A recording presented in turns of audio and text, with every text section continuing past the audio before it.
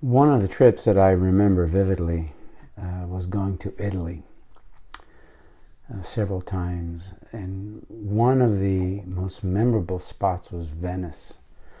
If you haven't been to Venice, Venice is gorgeous to begin with, but there's a tremendous amount of history. And I read about it, but I didn't read a great deal in terms of detail. And then I went there, and there's this one area in particular, the Campo di Ghetto Novo. And that is the Jewish ghetto. And in the 1400s, and this is what I remembered from the tour, there's a beautiful Jewish museum there. In the tour, they indicated that in the 1400s, when the Jews were expelled from Spain and many other countries, the merchants of Venice and a lot of people in the trade area valued the Jews' finance and accounting capability, something that we take for granted now, but back in the day, inventory and accounting was sort of word of mouth and memory, what you remember. Yeah, he owed me 20 sacks of flour and 5 goats. And the Jews had a pretty good skill set of accounting and mathematics, and the merchants of Venice were imploring the leadership to bring the Jews in. And the immediate powerhouse, which Rome, of course, was, the center of the Christian world, was apoplectic, right? They said, not in my backyard, the NIMBY principle. Are you kidding? We don't want these people here. But the Venice trade was extremely powerful, and even Rome appreciated the fact that there's a direct correlation between strong economic trade of goods and commerce and military power. It's one of the oldest axioms known to man. And so the Venetians decided to come to a compromise. And the Vatican, of all people, said, okay, you can bring the Jews in, but we can't have them in the mainland. No. So we'll stick them in the nasty part that is Venice, because that was the open sewer at the time. And they said, we'll stick them in the Ghetto, G-E-T-O.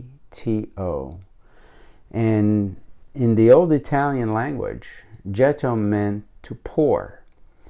And that was one of the piazzas in Venice where they had the foundries, and they would pour the brass cannons. So it was a filthy, dirty, nasty place. And the Vatican, especially the Pope, demanded that the Jews live under very strict restrictions, because he was terrified of their influence. These Jews wouldn't assimilate to Christianity. They wouldn't give up their old heritage. So the Pope gave them a curfew, something like 7 a.m. to 7 p.m., sunrise to sundown, one of those things. Could own property, couldn't practice law, all sorts of restrictions. The Pope insisted they wear the yellow star so they could be seen and be warned, oh, they're Jews there. They also made him wear a yellow hat, nice and bright. You could see it. Who the hell walks around with a yellow hat? Well, Pope made sure that the Jews wore a yellow hat with a yellow star, and housed them in the Ghetto. And that still wasn't enough. So if you look at the Ghetto, it's surrounded by the canals. It's completely surrounded by the canals. And a few of the walkways that cross the canals One was Rio del Ghetto, that's one of them, obviously.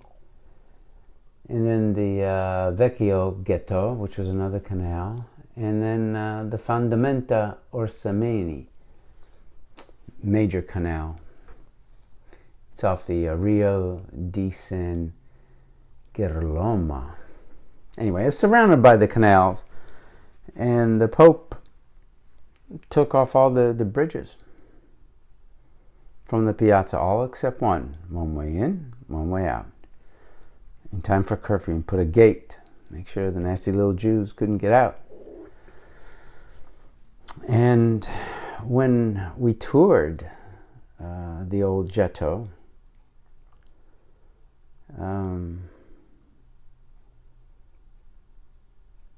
the thing that struck me the most was how tiny the living residences were. They looked like cages in a kennel. And these people were crammed by the thousands into a very small area. I don't know how many square meters, but it was very, very small. And thousands of Jews were forced to live there in abhorrent conditions. They're basically prisoners. The Jewish Museum was extraordinarily beautiful. And of course, Venice is just a hopscotch from Murano, another little island, known for their unbelievable glassworks. And the skill set and the craft, of course, was very, very close. So when you look at the Judaica at the Jewish Museum in the ghetto, there's some of the most spectacular works of art. And I saw in particular the glass mezuzahs for the doors. And I saw this beautiful one in blue with the intricate carving of the lead crystal. I mean, just artistry at its finest, with gold lace, and just splendidly beautiful. And I thought, oh, that'd be beautiful for the house. Of course, it was 15,000 euros at the time. So we had to leave that precious little one behind. But beautiful, beautiful. And the way the docents explained it was that the term ghetto, which means the foundry, got bastardized because apparently the sound J, was difficult for the Jewish cultures of the East European dialects.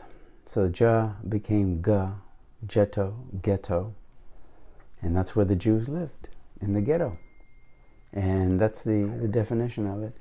And it was also the site of horrible atrocities during World War II, where the Nazis, they came in with a free hand. The fascists loved them and rounded up many of them. Horrible atrocities.